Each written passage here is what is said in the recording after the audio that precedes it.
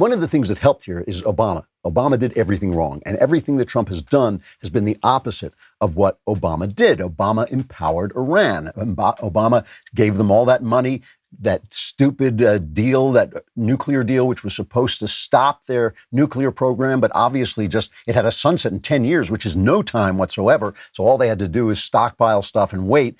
But I'm not even sure they were going to obey it that far. I mean, people kept saying they were obeying it, but what difference did it make? It didn't make any difference. And people were terrified.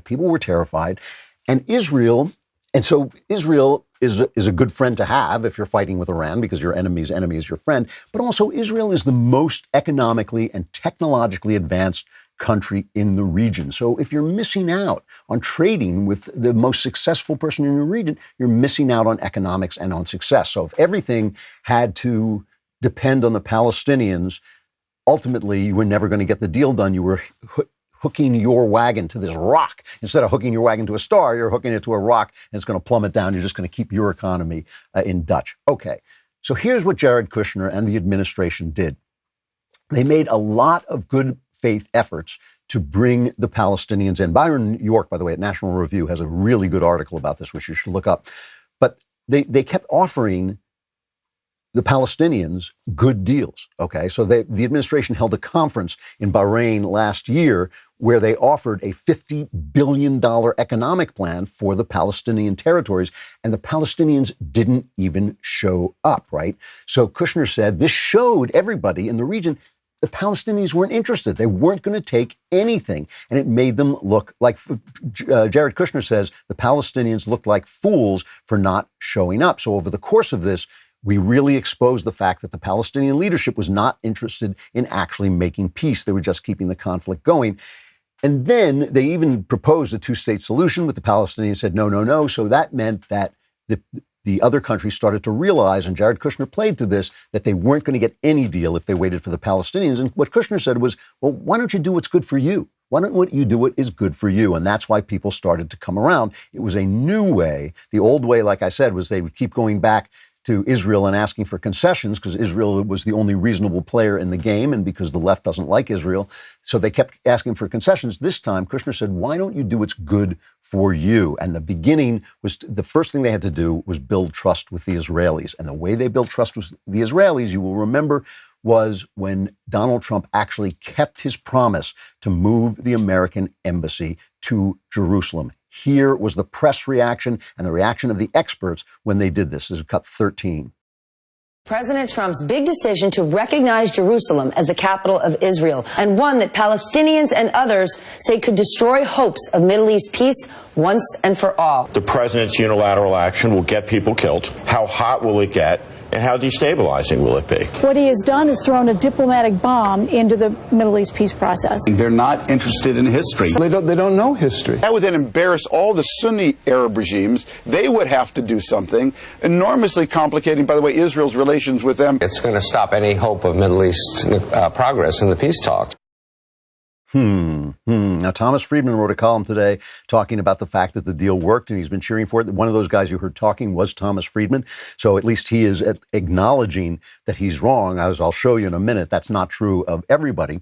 But all of these guys, John Kerry, Obama's Secretary of State, one of the worst secretaries of state ever, said if we move the embassy to Jerusalem, everything will explode.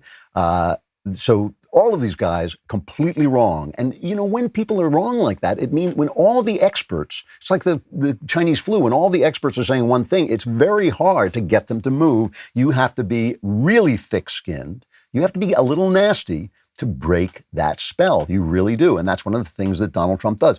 Pulling out of the Iran nuclear deal. This Iran nuclear deal, Obama basically sacrificed the Middle East to his vision that he could bring Iran into the community of nations, which doesn't exist in the first place, but he believes it does. And he thought if I'm nice to Iran, Iran is going to come into the community of nations and just be one of us.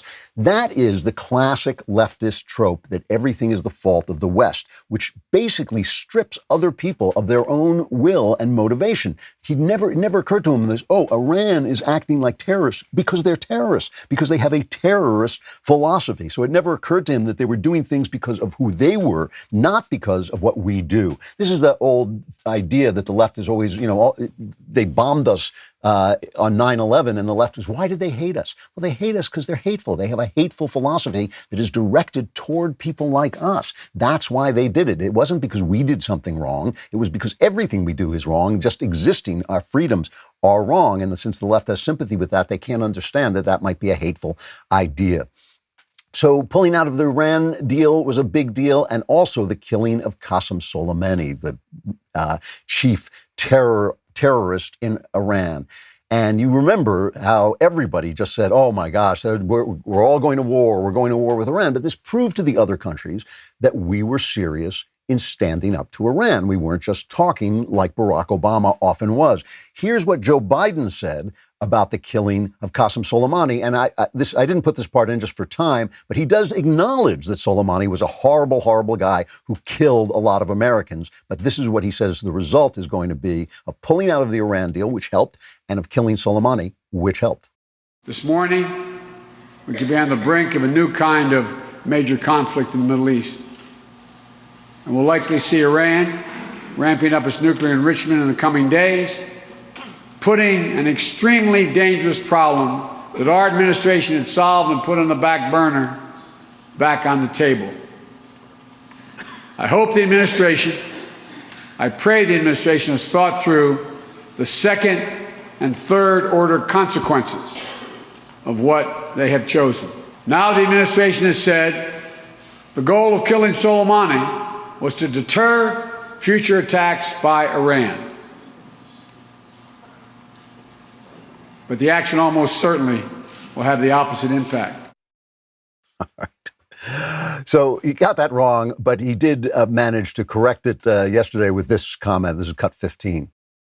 Because if you could take care, if you were a quartermaster, you can sure and hell take care of running a department store thing, where in the second floor of the ladies' department or whatever. You know what I mean? Wish it into the cornfield. Please, son, wish it into the cornfield, please. If I could have found a cut, wish it into the swamp, I would have used that. That other cut had nothing to do with the Middle East. I just couldn't help but play it. He's babbling like a... However, Obama Defense Secretary Robert Gates said, I think Joe Biden has been wrong on nearly every major foreign policy and national security issue over the past 4 decades. This is a guy's been in government for 47 years. You're not going to get new ideas. Let's just give a couple of stupidity awards, not for people who were wrong in the past, but for people who are wrong now. We have Juan Williams, favorite Fox News left-wing commentators, cut 12. Why is Nancy Pelosi calling it a distraction? Well, because it is. This is a moment when you could look at the situation and say, the real trouble here is between the Palestinians and the Israelis, and that situation has not been helped. But the real action here is in the United States giving serious arms to UAE, potentially to go after the Iranians. And so what we're doing is stirring up a proxy war. In Orwell, they always say war is peace, the oppressors. So he's saying this peace is war, peace is war. But the prize for stupidity, he's won it so often, it's almost a shame to give it to him again. But Chuck Todd, this has got to be one of the stupidest comments. This guy's on a major network. He's on MSNBC here, but he's also on NBC, and this guy has his own show and everything like this. This is an unbelievable comment as he's watching them sign these deals. Cut 6. Peter, this deal is a bit uncomfortable for a lot of observers to watch because it seems so transactional. It's as if pulling out of the Iran deal is what got these Gulf states on board to do this, to then recognize it. It feels like there is a lot of quid pro quos involved in this, that it isn't something larger than that. Then again, sometimes Middle East diplomacy, the only way to make things move is through the transactional nature of the region. It's a deal.